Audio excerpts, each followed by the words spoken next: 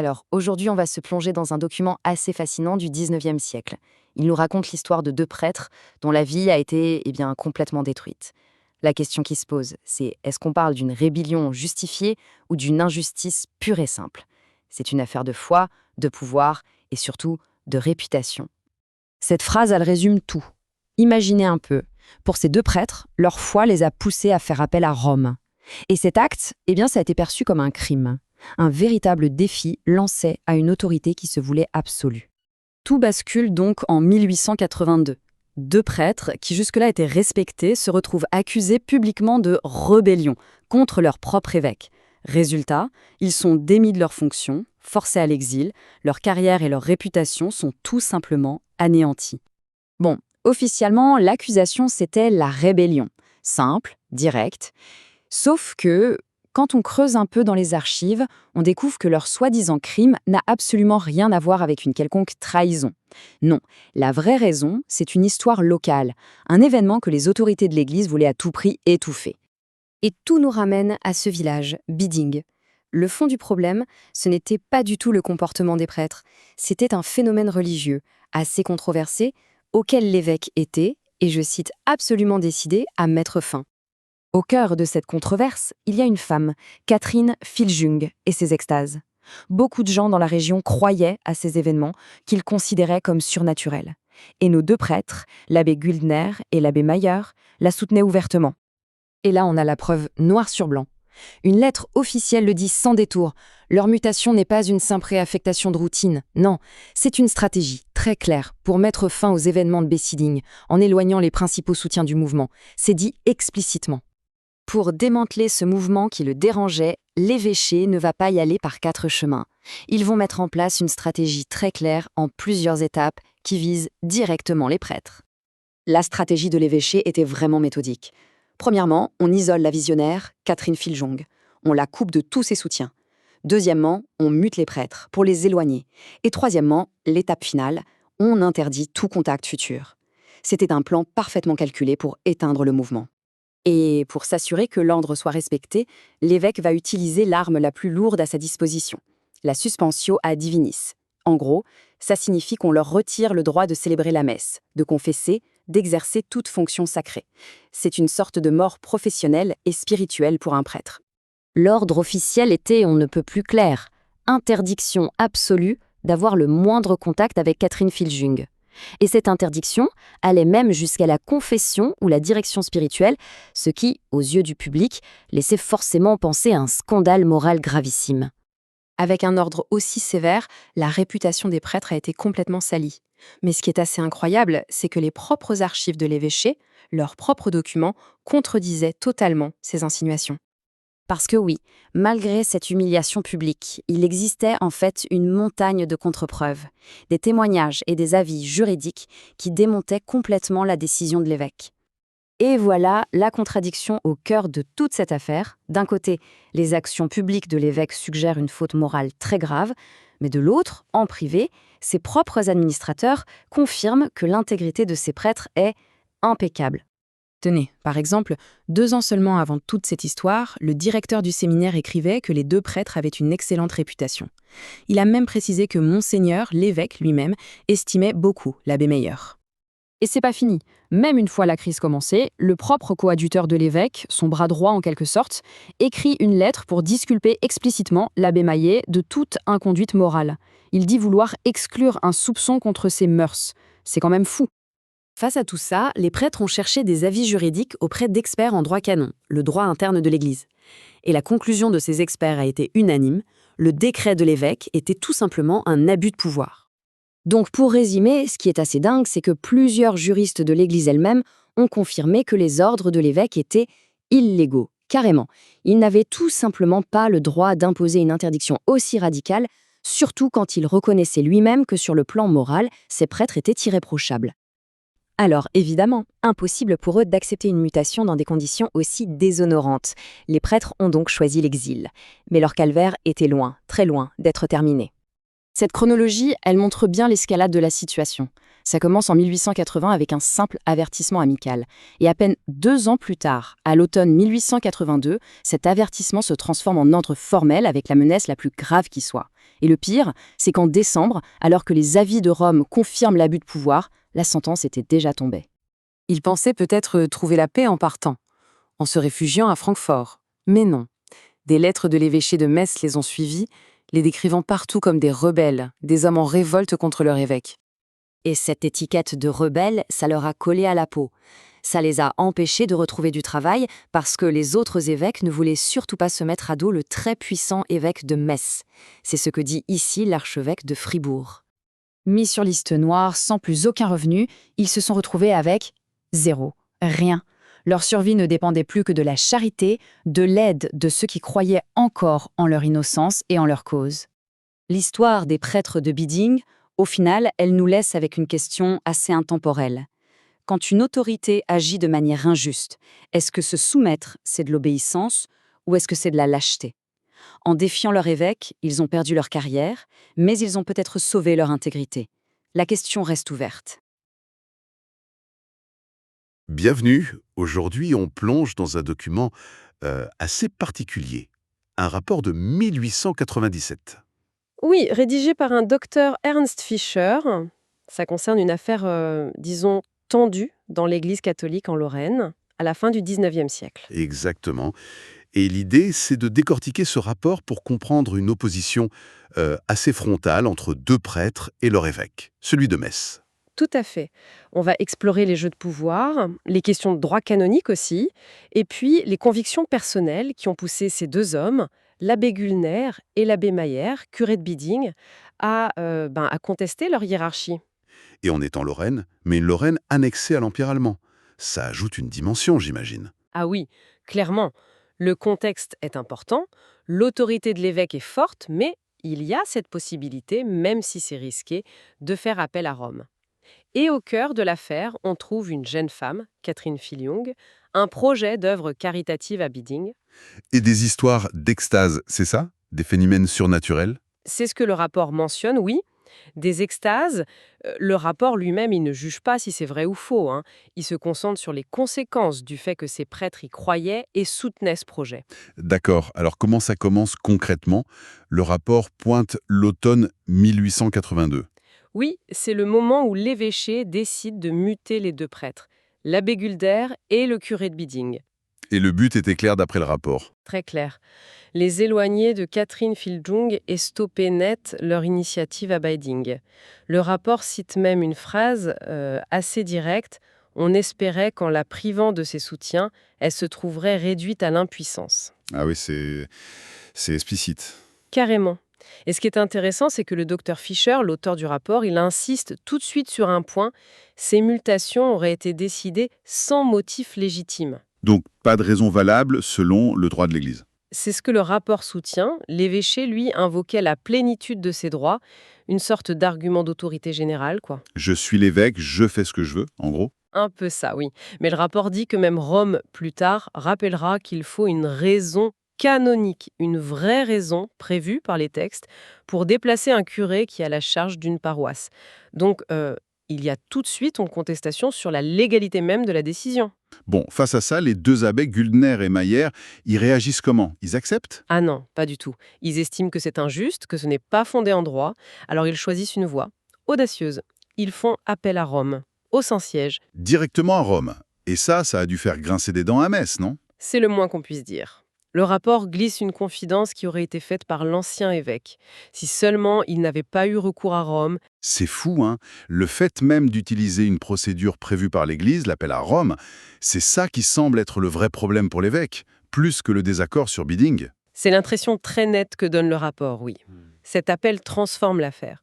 Ce n'est plus juste un conflit local, ça devient une remise en question de l'autorité directe de l'évêque. Et le rappel à Rome, ça donne quoi au début? D'abord, une tentative de conciliation qui échoue. Et là, pour pouvoir continuer leur procès canonique sans subir ce qu'ils voient comme des pressions ou des sanctions injustes de Metz, Ouais. ils prennent une décision assez radicale. Ils demandent leur excorporation. Excorporation, c'est-à-dire? En gros, c'est demander à être détaché juridiquement du diocèse. Ne plus dépendre de l'évêque de Metz. C'est une mesure extrême, hein. Ça leur donne une certaine liberté pour leur procès, mais ça les coupe aussi de leur diocèse d'origine. Et ils l'obtiennent. Le rapport dit qu'ils l'obtiennent, oui, et qu'ils sont même déclarés libres de toute censure, donc sans sanction canonique avant de partir en exil. Pendant ce temps, à Metz, on imagine que l'évêché ne reste pas inactif. Comment il présente la situation? Eh bien, ils contre-attaquent sur le plan de la communication, on pourrait dire. Le rapport est clair, l'évêché les traite publiquement de rebelles. Rebelles. Parce qu'ils ont refusé la mutation? C'est ça. Mais le docteur Fischer, dans son rapport, il conteste fortement ce terme. Pourquoi? Quels sont ses arguments? D'abord, il dit qu'un prêtre peut très bien quitter le ministère sans être un rebelle. Et surtout, il insiste sur le fait que leur refus, ce n'était pas juste un caprice. C'était basé sur un sentiment d'injustice profonde et sur une impossibilité morale pour eux d'abandonner ce projet à Bidding et les personnes impliquées. Et il y a des preuves de ça? Que c'était bien Bidding le problème? Oui, le rapport cite même une lettre du coadjuteur de l'évêque, Monseigneur de Sion, qui aurait écrit très clairement que la seule raison de leur mutation, c'était ce qui se passe à Bidding.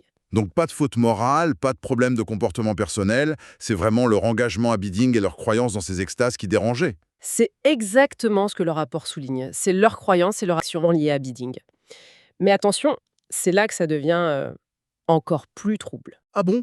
Qu'est-ce qui se passe ensuite? Après l'appel à Rome, l'évêché ne se contente plus de les traiter de rebelles. Il va beaucoup plus loin. Il leur impose des interdictions très, très sévères. Du genre? Interdiction absolue d'avoir le moindre contact avec Catherine Filljong. Pas de visite, pas de lettre, pas même par un intermédiaire. Rien. Et interdiction aussi de l'entendre en confession ou de lui donner une direction spirituelle. Carrément. Une interdiction totale de relation. Et s'ils ne respectaient pas? Sanction immédiate et très lourde, la suspensio. C'est une peine de l'Église qui interdit aux prêtres d'exercer une partie ou la totalité de son ministère. Et c'était à encourir par le seul fait, c'est-à-dire automatique, dès l'infraction, sans autre forme de procès. Attendez, des mesures pareilles. Interdire la confession à une personne précise. Ça sous-entend quand même quelque chose de très grave, non? Forcément, on pense à une relation Inapproprié. immorale même. C'est exactement ça. Et c'est la conclusion que le public, informé par les autres prêtres, en a tirée, d'après le rapport. Ces mesures, même si elles ne parlaient pas d'immoralité noir sur blanc, elles sont fonctionnées comme une accusation publique. Le rapport dit, elles les avaient mis au pilori. Leur réputation était salie immédiatement. Mais alors? C'est là la contradiction. Oui. C'est là que le docteur Fischer pointe une contradiction flagrante. Parce que presque au même moment, des voix officielles du diocèse disaient le contraire. Comment ça? Le rapport cite un témoignage important. Dès 1880, donc avant ces interdictions très dures, le supérieur du grand séminaire de Metz, un certain monsieur Jules, aurait dit à l'abbé Gulner que sa réputation et celle de l'abbé Mayer étaient parfaitement intègres. Intègre. Oui, il considérait l'abbé Mayer comme égaré sur l'affaire de Bidding, mais pas comme moralement coupable. Et à ce moment-là, cesser les relations avec Bidding, c'était juste un simple désir de l'évêque, pas encore un ordre formel avec menace de sanction. C'est déjà assez étonnant comme décalage. Il y a d'autres éléments. Oui, et c'est peut-être encore plus fort. Le rapport cite des lettres de Monseigneur de Sion, le coadjuteur. Des lettres qui datent de novembre-décembre 1882, donc après que les interdictions aient été prononcées. Et qu'est-ce qu'il écrit, Monseigneur de Sion? Eh bien, il parle de l'abbé Mayer comme d'un bon prêtre. Il dit que ces fautes graves viennent seulement d'une erreur de jugement sur Bidding. Et surtout, il ajoute, et c'est crucial, qu'il veut explicitement exclure un soupçon contre ses mœurs. C'est hallucinant. L'évêché prend des mesures qui jettent le soupçon le plus grave sur les mœurs des prêtres, et en même temps, en interne ou dans des courriers, on affirme que leurs mœurs sont irréprochables. Quelle est l'explication? Le rapport ne donne pas une explication psychologique des intentions de l'évêché, mais il montre l'incohérence et ses effets terribles. On peut supposer que l'objectif numéro 1, c'était de couper le lien avec Biddy Fiding par tous les moyens, quitte à utiliser des mesures disproportionnées dont l'effet public était dévastateur, même si ça contredisait ce qu'on disait en privé. D'ailleurs, Fischer souligne que cette lettre de Monseigneur de Sion, c'est à peu près la seule explication que l'abbé Mayer ait jamais eue sur sa prétendue conduite répréhensible. Face à tout ça, ces accusations voilées, ces mesures qu'ils estiment injustes, est-ce qu'ils cherchent à se défendre sur le plan du droit canonique, par exemple? Oui, tout à fait. Ils ne se laissent pas faire. Le rapport mentionne qu'ils ont demandé des avis juridiques, des consultations. Auprès de qui? Il y en a 2 qui sont mises en avant. Une consultation obtenue à Rome, en décembre 1882, auprès de graves théologiens. Et leur avis était clair. Un évêque n'a pas le droit d'imposer une interdiction perpétuelle comme ça, ni d'interdire toutes les relations, y compris les relations purement civiles, non spirituelles. D'accord. Et l'autre consultation? Elle venait d'un expert en droit canonique assez connu, M. Grand-Claude, qui était vicaire général de Saint-Dié, et cette consultation datait même d'avant, d'où 1879. Donc avant l'escalade de 1882. Et que disait M. Grand-Claude? Ses conclusions étaient très nettes et allaient dans le même sens. Un évêque ne peut se mêler des relations privées d'un curé que s'il y a des soupçons fondés sur des actes répréhensibles. Or, on vient de le voir, l'évêché lui-même niait qu'il y ait un problème de mœurs. C'est logique. Et M. Grand-Claude ajoutait autre chose d'important. Un évêque ne peut pas interdire à un prêtre d'entendre en confession n'importe qui se présente à lui. Ce serait outrepasser son pouvoir. Donc, si on résume ces avis d'experts, les interdictions de l'évêque de Metz, surtout leur côté absolu pour toujours, et l'interdiction de confesser Catherine Filjon, tout ça, c'était probablement illégal au regard du droit de l'Église. C'est exactement ce que conclut le docteur Fischer. Il emploie une expression forte, il parle d'oubli du droit. Pour lui, l'évêché a agi sans base canonique solide, en imposant des censures, c'est le terme pour ces peines, de façon illégitime. Mais alors, si c'était peut-être illégitime en théorie sur le papier, quel impact ça a eu en pratique sur les deux prêtres? L'impact a été terrible. Et c'est ça qui est crucial. Illégitime ou pas, ces mesures ont fonctionné comme une sorte de condamnation publique. Le rapport dit qu'elles les ont mis au pilori. Leur réputation était tellement abîmée qu'ils ne pouvaient plus rester en Lorraine et exercer leur ministère. Le texte dit « on les eut montrés au doigt et on les eut accusés d'inconduite ». C'était devenu invivable pour eux. Voilà. C'est cette situation qui les pousse à l'exil. Ils partent à Francfort-sur-le-Main. Et là-bas, à Francfort, est-ce qu'ils sont enfin tranquilles, loin de Metz? On pourrait le penser, mais non. Le rapport indique que l'hostilité les a suivis. Le docteur Fischer affirme que l'évêché de Metz a écrit aux autorités de l'Église à Francfort Pour dire quoi? pour les décrire comme des hommes en révolte contre leur évêque. Encore cette accusation. Le rapport qualifie ça de tâche calomnieuse. Et ça a eu des conséquences pour eux, à Francfort? Oui, et des conséquences très directes. À cause de cette réputation qu'on leur faisait, ils n'ont pas pu trouver de poste payé dans l'Église là-bas. Le rapport cite même un témoignage, apparemment plus tardif, de Monseigneur Rousse, qui deviendra archevêque de Fribourg. Qu'est-ce qu'il disait, Monseigneur Rousse? Il aurait admis « Nous n'aurions pas agi ainsi envers les abbés Meyer et Güldner si nous n'avions craint de froisser l'évêque de Metz. » C'est édifiant. La peur de déplaire à l'évêque de Metz a eu un impact direct sur la vie de ces prêtres, même en exil. Ça montre le poids des relations entre évêques, quoi. Absolument. Le pouvoir d'influence, même à distance. Et la conséquence finale telle qu'elle est décrite dans cette partie du rapport, c'est la précarité. Sans poste, sans revenu, ils en sont réduits à vivre d'avances financières et de la charité. Quelle affaire! Si on essaie de rassembler les pièces, qu'est-ce qu'on retient de ce rapport d'ordre? On part d'un désaccord sur un projet local, des croyances particulières. Ça dégénère avec des mutations vues comme injustes, ça s'envenime quand ils font appel à Rome, ce qui est perçu comme une trahison. Ensuite viennent des sanctions très dures, peut-être pas très solides juridiquement, mais socialement dévastatrices. Et ça finit par l'exil et la difficulté à survivre. C'est un engrenage. Oui, un engrenage.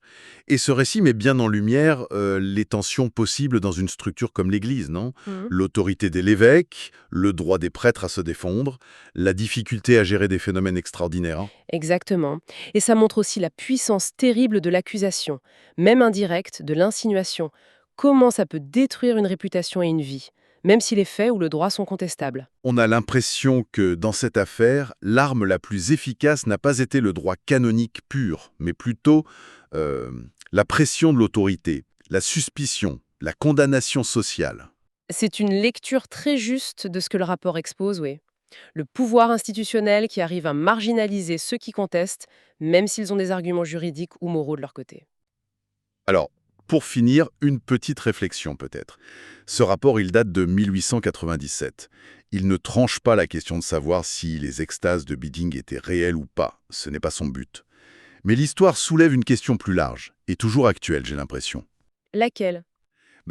Comment on fait, dans n'importe quelle institution d'ailleurs, pour équilibrer l'obéissance qu'on doit à l'autorité et le droit, ou même le devoir, de suivre sa propre conscience, de défendre ce qu'on croit juste, surtout quand les deux semblent s'opposer frontalement comme ici. C'est un vrai dilemme, oui. L'équilibre entre l'ordre institutionnel et la liberté de conscience individuelle. Une tension qui traverse sans doute l'histoire de beaucoup d'organisations humaines. Voilà, de quoi réfléchir en tout cas. Merci pour cet éclairage passionnant sur ce document. Merci à vous.